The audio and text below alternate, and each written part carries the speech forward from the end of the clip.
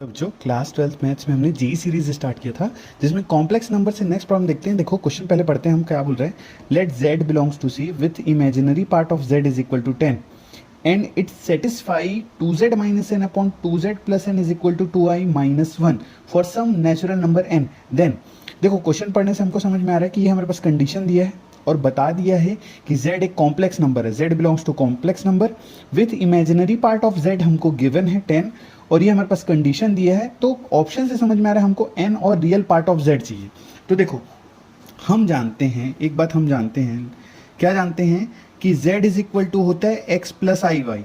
हम जानते हैं z है कॉम्प्लेक्स नंबर, मतलब ये बनता है रियल पार्ट और इमेजिनरी पार्ट से मिलके। x को हम बोलते हैं रियल पार्ट ऑफ z और y को हम बोलते हैं इमेजिनरी पार्ट ऑफ z या im imaginary part of z। ठीक, अब हमको क्या दिया हुआ है, देखो यहाँ पर गिवन है हमारे पास imaginary part of z is equal to 10 हमारे पास गिवन है।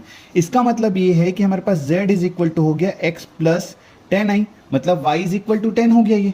ठीक है ना, imaginary part of z given है 10, मतलब y की वैल्यू हो गई। हमारे पास कंडीशन क्या है उसको लिखते हैं। देखो हमारे पास कंडीशन गिवन है 2z minus n upon 2z plus n is equal to 2i minus 1, ये गिवन है और हमको n और रियल पार्ट ऑफ z चाहिए। तो देखो सॉल्व करते हैं। सबसे पहले z की वैल्यू यहाँ रखते हैं, तो देखो 2x z की जगह हो जाएगा x plus 10i, x plus i y होता है, y की वैल्यू क्या है 10, इसलिए हम लोग डायरेक्ट रख दिए। ठीक है, माइनस n अपॉन 2 यहाँ भी रखेंगे x plus 10i plus n is equal to 2i minus 1। यहाँ तक क्लियर है। अब हम क्या करते हैं, क्रॉस मल्टीप्लाई करते हैं।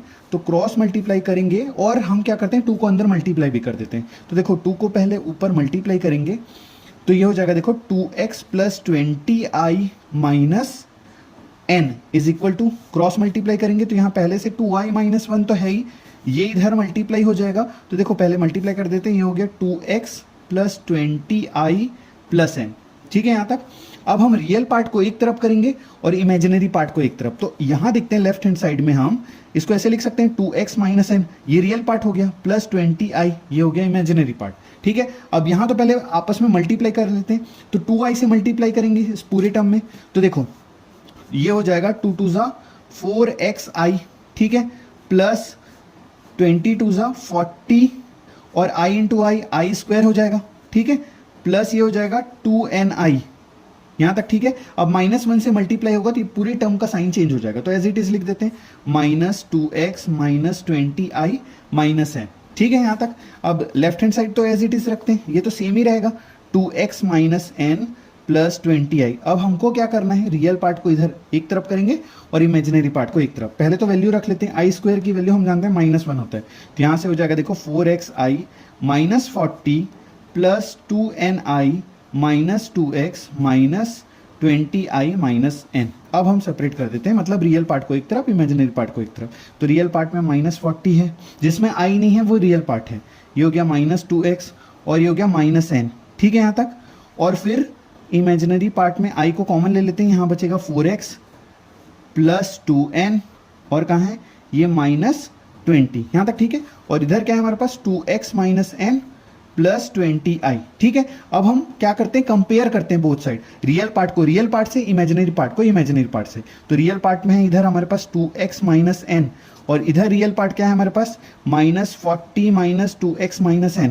ठीक है, तो तुम खुद देखो माइनस n कटा, ठीक है, माइनस 2x इधर आ जाएगा तो ऐड होके 4x हो जाएगा इज इक्वल टू माइनस 40। तो हमारे पास x इक्वल टू क्या आया माइनस 10, ये x आ गया हमारे पास। ठीक है, अब हम क्या करते हैं, इमेजिनरी पार्ट को भी कंपेयर करते हैं। तो यहाँ इमेजिनरी पार्ट है 20, ठीक है, तो यहाँ हो जाएगा, देखो मैं यहाँ पे लिख रहा हूँ ऐसे, यहाँ हो जाएगा देखो हमारे पास 20 इज इक्वल टू, इधर इमेजिनरी पार्ट ये पूरा टर्म है तो इक्वल टू में हो जाएगा 4x प्लस 2n माइनस 20, यहाँ तक। ठीक है, अब देखो आगे देखते हैं भाई।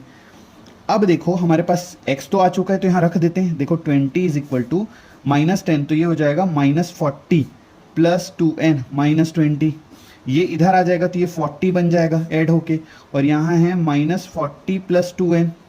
ठीक है, इसको भी इधर ले आते हैं तो ये हो जाएगा 80 इज इक्वल टू 2n। ठीक है, तो n इज इक्वल टू क्या आया, 2 से डिवाइड हो जाएगा तो 40। तो हमारे पास x आ गया, मतलब रियल पार्ट ऑफ z आ गया माइनस 10 और n इक्वल टू हो गया 40। तो ऑप्शन देख लेते हैं हमारे पास। तो देखो n इक्वल टू 40 किस में है, यहाँ भी है और यहाँ भी है, लेकिन हम जान रहे हैं real part of z x की वैल्यू क्या है, -10, तो हमारा ऑप्शन नंबर सी आएगा।